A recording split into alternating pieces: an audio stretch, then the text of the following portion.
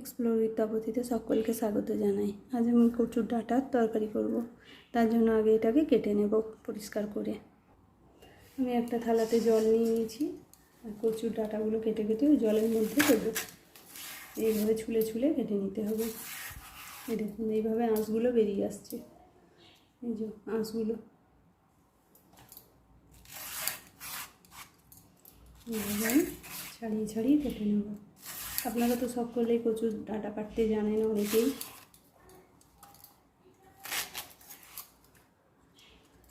এইভাবে এবার গোল গোল করে কেটে আমি জলটার মধ্যে দিয়ে দেবো। জল নিয়ে নিয়েছি, তাহলে কালো হয়ে যাবে না। এইভাবে আমি সবগুলো ছাড়িয়ে কেটে নিচ্ছি, দিয়ে জলের মধ্যে দিয়ে দেবো। এগুলো সব কাটা হয়ে গেছে। এরপর আমি একটা ঝুড়ির মধ্যে নিয়ে এটাকে ধুয়ে নেব। হাতে করে কেউ কচলাবেন না, হাতে করে কচলালে তবেই পিড়পিড় করে। এই দেখুন আমার হাত কালো হয়ে গেছে। আমি এটা লেবু আর সর্ষের তেল দিয়ে পরিষ্কার করব। এখন আমি ঝুড়িতে নিয়ে এভাবে ধুয়ে নিচ্ছি, ফলের কাছে হাত লাগাচ্ছি। আমি কড়াই একটু জল চাপিয়েছি, এইগুলো একটু ভাপিয়ে নেব।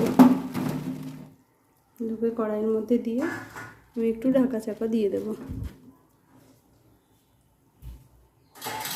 একটু ফুটে ওঠা পর্যন্ত সেদ্ধ করবো না, একটু জাস্ট ভাপাবো।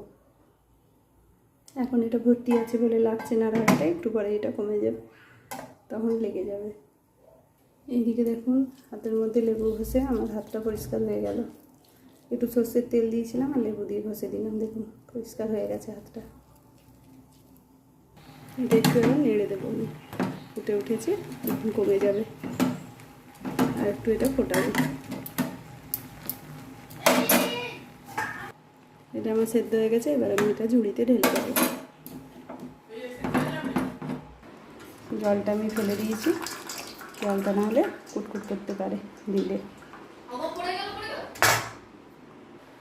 কড়াইটা গরম হয়ে গেছে, আমি এতে সর্ষের তেল দিয়ে দিলাম। এটা সর্ষের তেলেরই রান্না, এটা সর্ষের তেল দিয়ে করার চেষ্টা করবেন। এরপর এতে আমি একটা তেজপাতা, একটা শুকনো লঙ্কা আর একটু কালো জিরে ফোড়ন দিলাম। ফোড়নটা ভাজা ভাজা হয়ে গেলে আমি কিছুটা ছোলা দিয়ে দেবো, ভেজানো ছোলা। এটা আমি সেদ্ধ করিনি, এটা ভিজিয়ে রেখেছিলাম। ভেজানো ছোলা দিয়ে দিলে এরপর এটা নাড়াচাড়া করবো। গ্যাসের ফ্লেমটা কমিয়ে রাখবেন, নাহলে কাটবে। আর দিয়ে দেবো কিছুটা নারকেল কোড়ানো। এটা আমার গাছ থেকে বেরোনো নারকেলটা, তাই খুব নরম। আমি একটু কুড়িয়ে নিয়েছি, একটু নাড়াচাড়া করে নেবো, বেশি নাড়াচাড়া করবো না।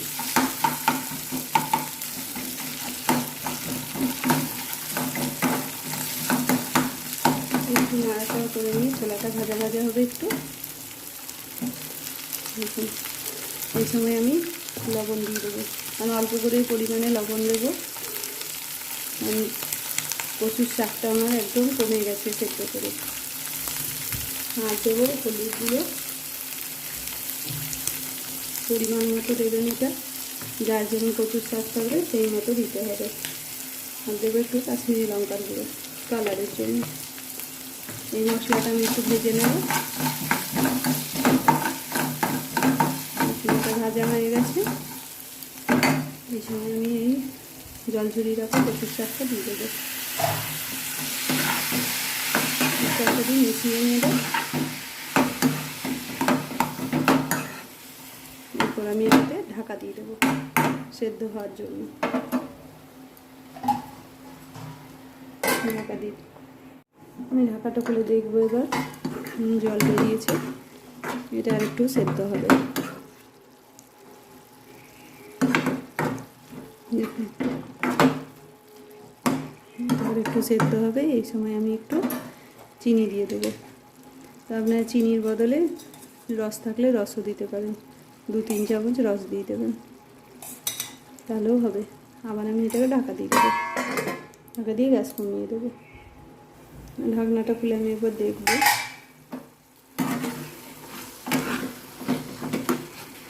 এই পর্যায়ে আমি একটু লেবুর রস দিয়ে দেবো। 4 ভাগের 1 ভাগ লেবুর রস আমি এই সময় দিয়ে দেবো। যাতে না কুটকুট করে, কুটকুট করার কোনো চান্স থাকে। এটা আরেকটু আমার সেদ্ধ হবে, ততক্ষণ আমি আবার একটু ঢাকা দিয়ে দেব।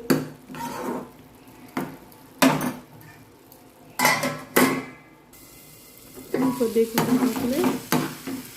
দেখুন সেদ্ধ হয়ে গেছে, আর এটা আমার তেল ছেড়ে এসছে, এটা হয়ে গেছে। এবার আমি এটা খাওয়ার জন্য রেডি হয়ে গেছে, সার্ভ করে দেবো। ধন্যবাদ।